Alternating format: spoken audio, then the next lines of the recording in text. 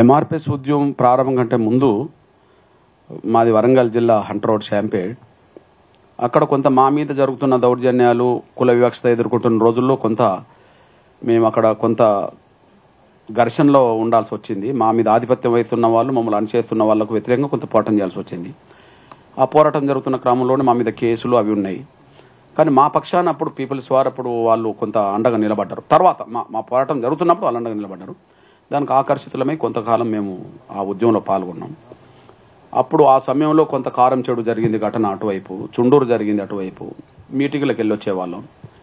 కానీ మళ్ళీ మేము బయటకు వచ్చి డెమోక్రట్గా కొన్ని సమస్యలను పోరాటం చేద్దామని చెప్పి మేము బయటకు వచ్చి ఆలోచిస్తూ ముందుకెళ్తున్న సమయంలో ప్రకాశం జిల్లా చీమకుర్తిలో ఒక ముగ్గురు దళిత మాల అమ్మాయిలే, ఏషమ్మ, రాములమ్మ, అంజమ్మ అని ముగ్గురు అమ్మాయిలను అత్యాచారాలు చేసి నీళ్లలో పడేసిన సంఘటన. ఆ సంఘటనను దృష్టి పెట్టుకుని అక్కడ దళిత ఉద్యమాల్లో పాల్గొనడానికి నేను అక్కడికి వెళ్ళి తిరుగుతున్న సమయంలో ఆ సమయంలో విజయభాస్కర్ రెడ్డి గారి గవర్నమెంట్ ఉన్నది.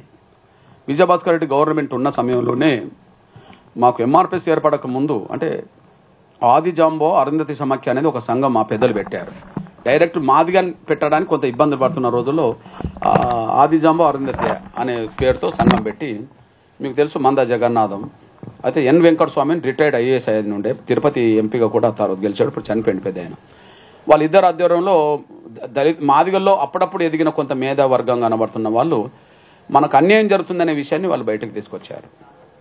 బయటకు తీసుకొచ్చి కరపత్ర రూపంగా వేసి ఒక మీటింగ్ పెట్టేశారు. ఆ మీటింగ్ నిజాం కాలేజీలో జరిగింది ఎంఆర్పిఎస్ ఏర్పడక ముందు. ఆ మీటింగ్ జరిగిన సమయంలో అక్కడికి మళ్ళీ ఆ మీటింగ్కు మళ్ళీ మా వెంకటస్వామి గారు కూడా అక్కడికి వచ్చిండు. విజయభాస్కర్ రెడ్డి గారు మీటింగ్ జరిగిందేమో మాదిగలకు ఈ రకంగా అన్యాయం జరుగుతుందని కరపత్రం రూపంగా చెప్పేశారు. విద్యారంగంలో వెనుకబడ్డం, ఉద్యోగ రంగంలో వెనుకబడ్డం, ఆర్థిక రాజకీయ రంగంలో వెనుకబడ్డం అనేది ఆధారాలు చెప్పింది. ఎవరు లబ్ధిదారులో ఎవరు వెనుకబడ్డరో ఆధారాలు చూపెట్టింది. ఆ మీటింగ్ వచ్చిన కోట్ల విజయభాస్కర్ రెడ్డి గారు పెద్దలు మీటింగ్ జరిగింది వర్గీకరణ కోసం అయినప్పుడు వర్గీకరణకు పరిష్కారం చూపెట్టకుండా, వర్గీకరణ విషయం మాట్లాడకుండా ఆయన ఒక అభిప్రాయం వ్యక్తం చేసిండు. మాదిగలందరూ చెప్పులు కుట్టేటోళ్లే కదా, ఈ చెప్పులు కుట్టే పరిశ్రమ డెవలప్ చేస్తాను, దానికి ఒక 3 కోట్ల రూపాయలు ఇస్తాను, మీరు దాని మీద బాగా దృష్టి పెట్టి పని చేసుకోండి అని చెప్పడం జరిగింది. అంటే ఇక మీరు అక్కడనే ఉండండి, మీరు ఇంకా వేరే రంగంలో రావద్దని చెప్పినట్టున్నది. దాని వేదిక మీద బలంగా నాయకత్వం దాన్ని నిరసన వ్యక్తం చేయలేదు, కానీ కింద నిరసన వ్యక్తమైంది. మేము చదువుల్లో ముందుకెళ్లాలనుకుంటే మాకు అడ్డంకులు ఉన్నాయి, ఉద్యోగాలు మాకు దక్కట్లేదు, సంక్షేమం మాకు రావట్లేదు. మరి మా తాత ముత్తాతలు చెప్పులు కుట్టిండ్రు, మా కుల వృత్తిని మేము గౌరవిస్తాం, కానీ మరి ఇప్పుడు చదువుకునే అవకాశాలు మాకు రావాలి కదా, ఉద్యోగాలు రావాలి కదా, మా పిల్లలన్నా మేము పైకి రావాలి కదా అని చెప్పి కింద నిరసన వ్యక్తమైంది. ఆ నిరసన వ్యక్తమైన దాన్ని పేపర్లో చూశాం.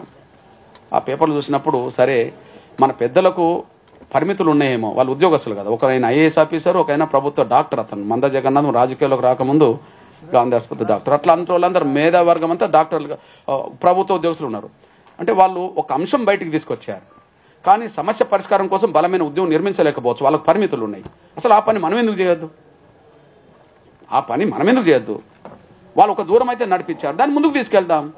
ఆ విధంగా వాళ్ళు ఇచ్చిన స్ఫూర్తి, వాళ్ళు లేవనెత్తిన అంశాన్ని ముందుకు తీసుకెళ్లడం కోసమే 94లో ఎంఆర్పిఎస్ ఇప్పటి వరకు వచ్చింది.